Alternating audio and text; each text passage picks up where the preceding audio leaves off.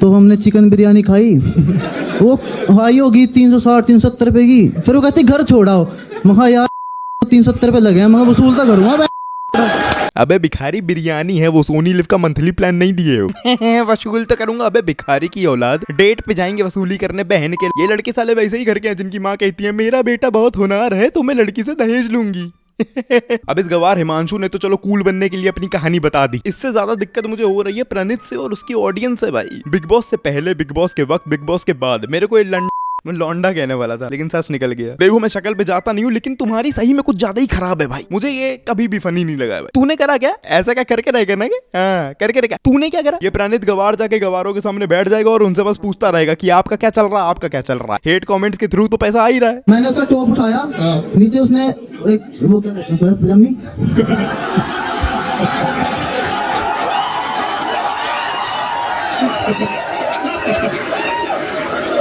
पहली बार crowd work में audience के साथ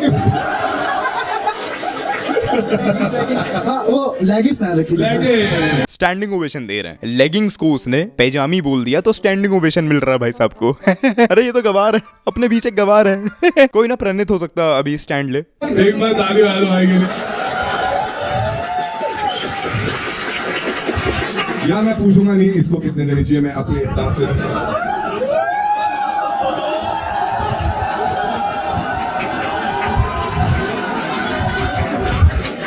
भाई सारी दे दी। ये पकड़ो पैसे और किसी सूखे कुएं में जाके कूदी मार दो तुम। उसने मेरे को हिंट दिया कि किसकी। हाँ। अब मैं तो पहले ही चार्ज था क्योंकि 370 का लॉस हुआ है। हाँ।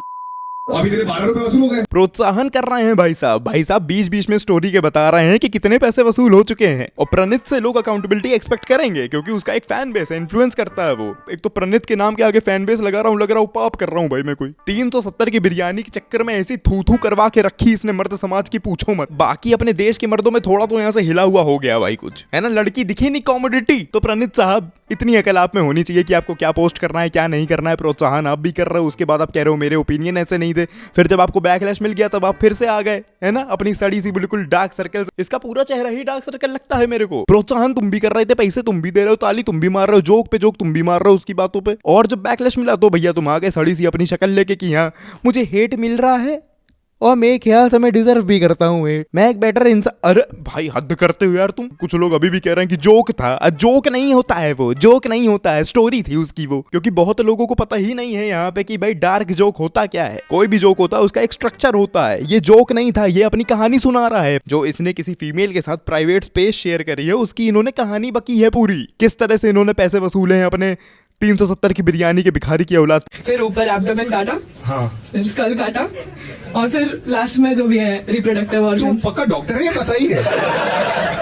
और अरे कोई जोको भी मारते थे, एकदम सीरियस रहते सब लोग। जोको भी मारते क्या इसके दिमाग में कुछ नहीं है?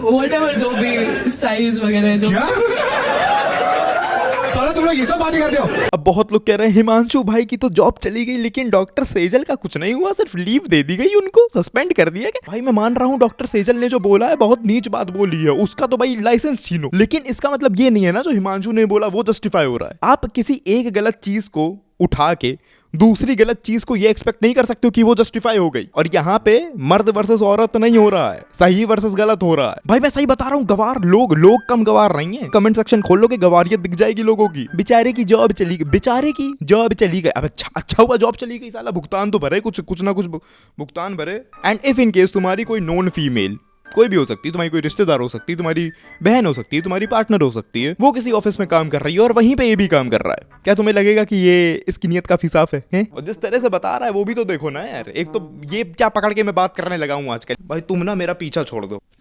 और डॉक्टर सेजल का तो भैया मैं क्या ही बोलूं, उन्होंने तो मौत से भी डरा दिया भाई। अब चैन से इंसान मरे भी ना साला, कह रहे और ये भिखारी की औलाद हिमांशु, इतने ही कंगाल हो तो डेट पे क्यों जाते हो? पैसे कमा थोड़े। और भाई बात यहाँ पे 370, 3000, 30,000 किसी की भी नहीं है। बात है यहाँ पे माइंडसेट की, जो कि बहुत ही माइंडसेट इतना कीचड़ से भरा हुआ है कुछ लड़कों का कि सुअर लौट जाए तो मजा आ जाए, उसको तृप्ति मिल जाएगी भाई सुअर की आत्मा को। सारा मर्द एक जैसा है, वो सभी को पता है। इतनी अकल सब में है कि हर औरत भी एक जैसी नहीं है, हर मर्द भी एक जैसा नहीं है, हर हिजड़ा भी एक जैसा नहीं है, कोई भी शख्स एक जैसा नहीं हो सकता है। बाकी भाई कुछ गलतियां तो भगवान भी माफ कर देता है, लेकिन हम इंसान है। तो प्रणीत और हिमांशु जहाँ पे मिले जूता फेंक के मारो साहब। और बाकी सेजल पवार छी।